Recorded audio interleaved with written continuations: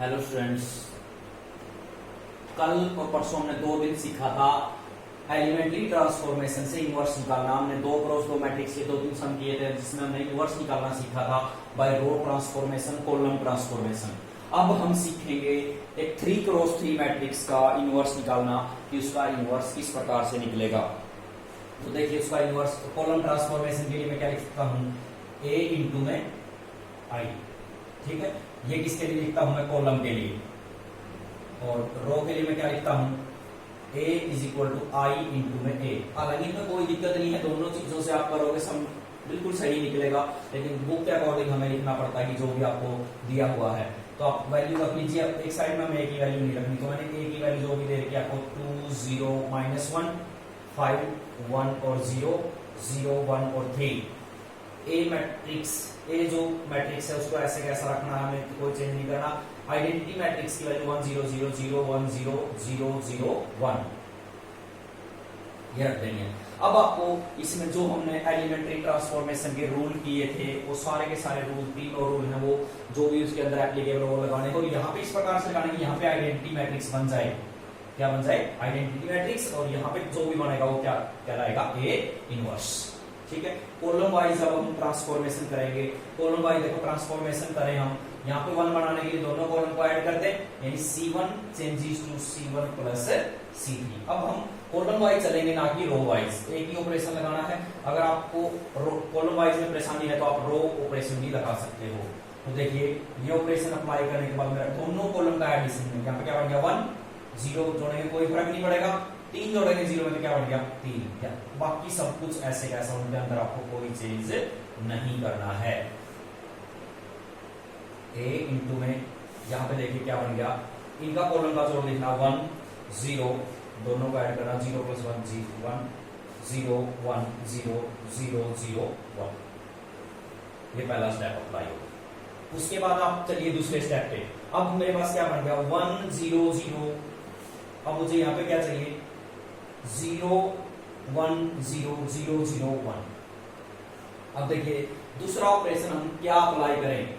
दूसरे ऑपरेशन के लिए अगर मैं क्या अप्लाई कर दूं, इन दोनों को ऐड कर दूं तो मेरा काम चल जाएगा।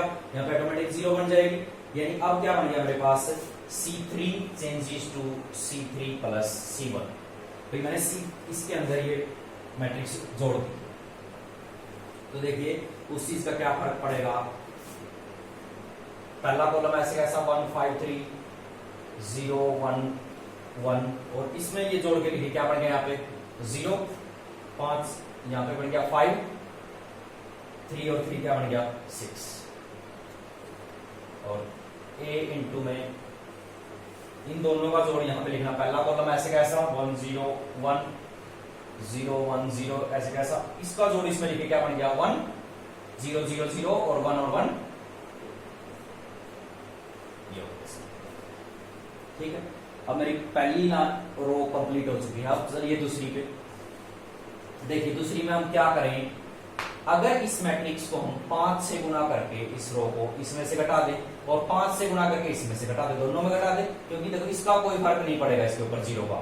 तो मैंने 2 ऑपरेशन एकदम अप्लाई कर दिए। पहला तो क्या लगा दिया C1 changes to C1 - 5 time of C2, और दूसरा लगा दिया C3 changes to C3 - 5 time of C2। भाई 5 से गुणा करी दूसरे कॉलम को, इसमें से घटा दिया दोनों में से और इसमें से घटा दिया, इसका कोई फर्क नहीं पड़ेगा।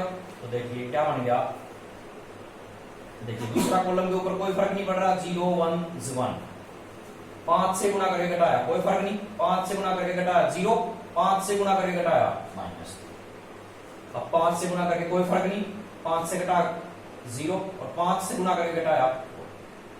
देखिए बहुत सारे एलिमेंट मेरे पास बन गए ना।